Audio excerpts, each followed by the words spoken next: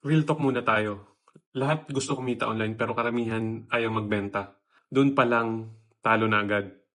Kung gusto mong kumita online, kailangan mong matutong magbenta. Hindi ito tungkol sa scam or shortcut or easy money. Karamihan napapasok sa fake opportunities kasi gusto nila yung madali.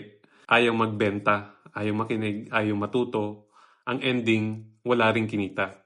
Let's be honest, the people who avoid selling usually end up failing kasi ang sales, yan ang lifeblood ng kahit anong business.